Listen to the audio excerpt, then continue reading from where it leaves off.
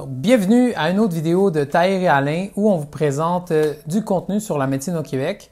Aujourd'hui, dans la vidéo, nous allons vous parler des applications que Tahir et moi utilisons lors de nos stages d'externat. Pour commencer, on aimerait quand même faire un disclaimer, comme quoi que c'est l'expérience de deux personnes, de Tahir et moi. Et donc, vous allez trouver par vous-même des applications et des ressources que vous allez trouver les plus pertinentes, soit pour certains stages ou pour l'externat au complet. Donc, on veut juste vous transmettre, nous, après, je pense que c'est notre 10e mois de stage, qu'est-ce qu'on retient au niveau des applications puis qu'est-ce qu'on utilise le plus.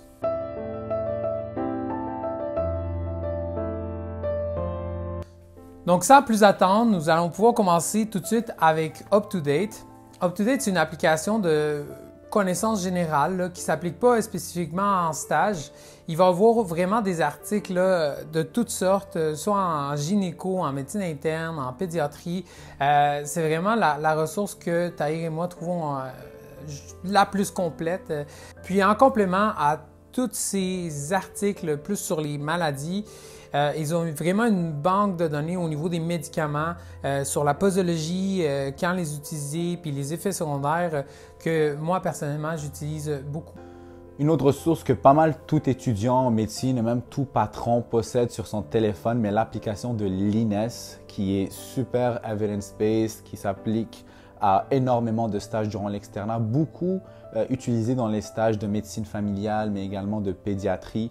On retrouve des super beaux documents PDF dans l'application qui détaillent les principes du traitement de beaucoup de conditions super communes comme les infections des voies respiratoires supérieures, les infections transmissibles sexuellement et pour en nommer quelques-uns.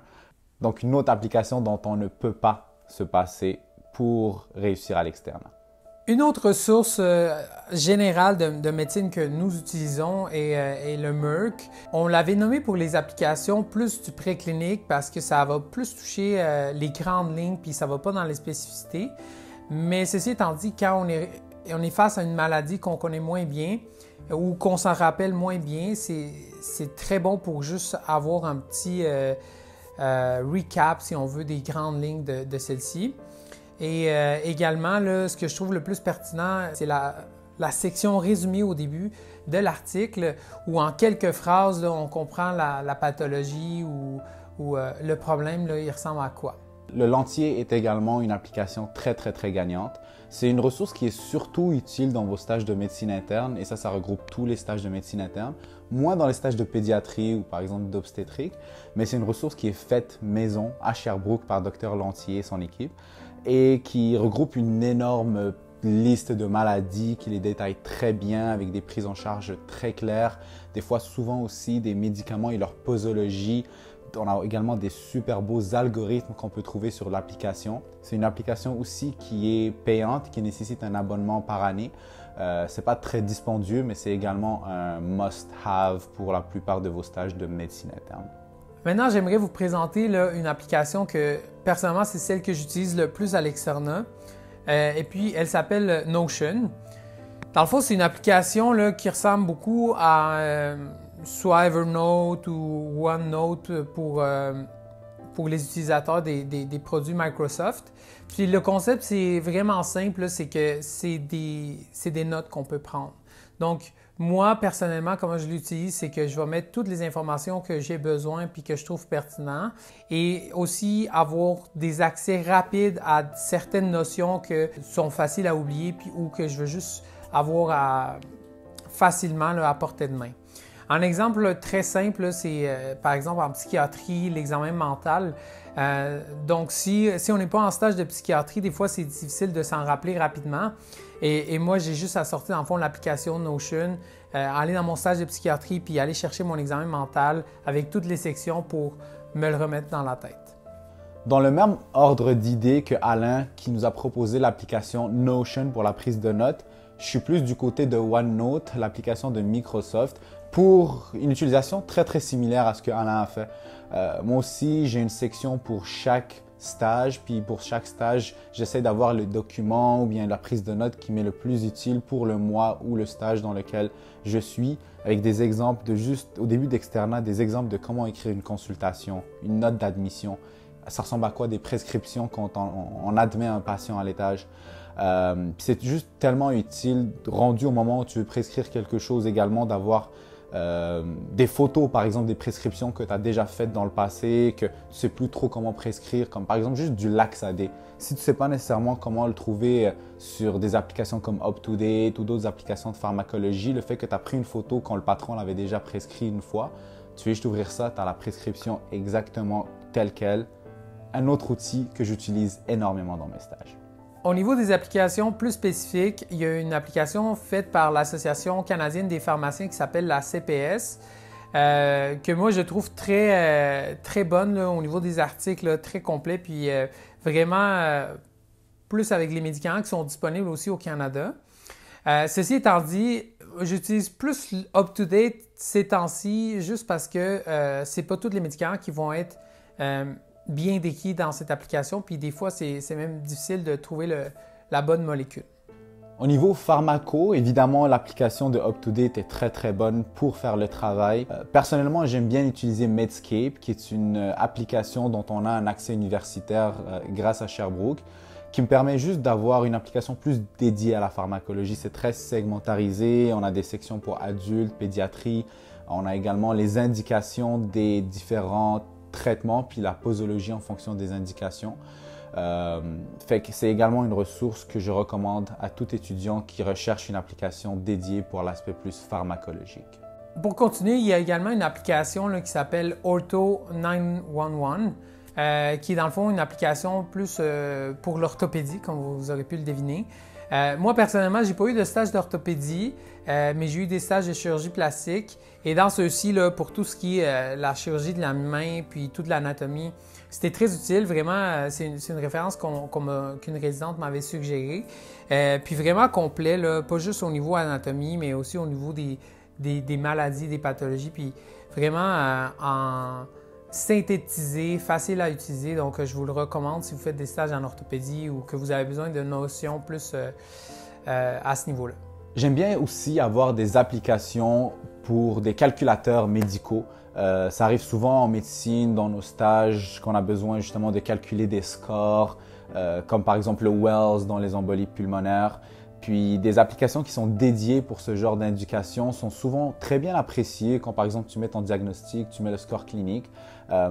Et il y a des applications qui sont dédiées juste à ça. Par exemple le MedCalc qui est une application gratuite. Il y a également MedCalX qui elle est un petit peu payante. Donc c'est à vous de voir qu'est-ce qui vous convient. Je trouve que l'application gratuite de MedCalc est très complète. Donc c'est elle que je vous recommanderai d'emblée. En ce qui concerne la pédiatrie, il y a beaucoup d'applications qui existent. Moi, celle que je retiens principalement, surtout au Québec, c'est Antibioped, qui est faite par l'hôpital Sainte-Justine, ou en tout cas, de ce que je comprends, une équipe de Sainte-Justine. Vraiment sur tous les antibiotiques utilisés en pédiatrie avec les bonnes doses. Donc, il y a des articles facilement accessibles sur l'otite moyenne aiguë ou des choses qu'on voit moins souvent comme des AMPM ou quoi que ce soit. La dernière application que je voudrais vous partager s'appelle e-Anatomy, qui est une application vraiment que j'ai utilisée beaucoup en radiologie, mais également dans mes stages de chirurgie pour apprendre des connaissances au niveau de l'anatomie humaine. C'est des plaques anatomiques, si on veut, qui sont très complètes. Et il y a également des CT scans, toutes bien identifiées pour pouvoir corréler quel organe a l'air de quoi au CT.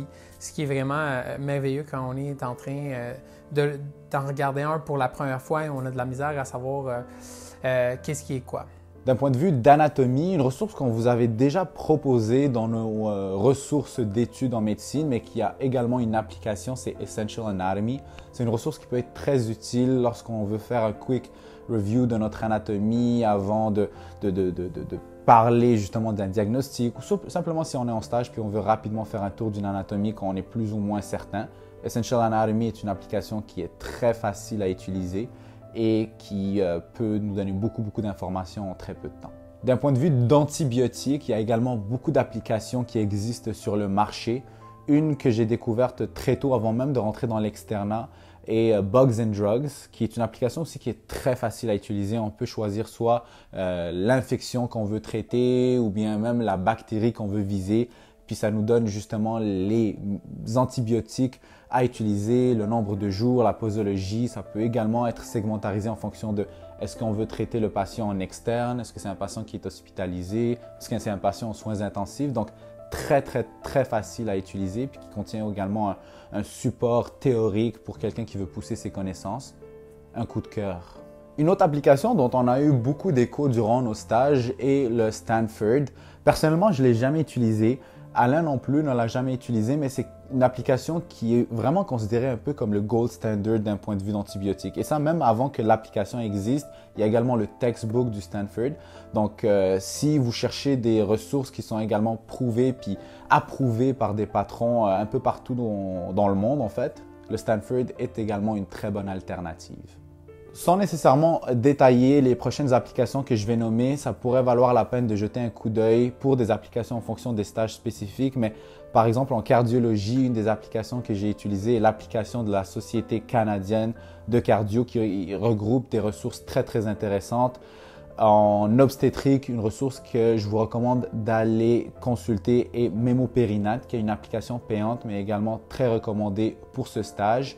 Dermato. Si vous êtes des passionnés de dermato ou juste si c'est un domaine qui vous intéresse, l'application Visual Diagnostic, donc Visual DX, est une application qui se base sur l'intelligence artificielle, une composante très intéressante. Et en prenant une photo d'une lésion cutanée qu'on voit par exemple dans un stage, ça nous propose des diagnostics différentiels.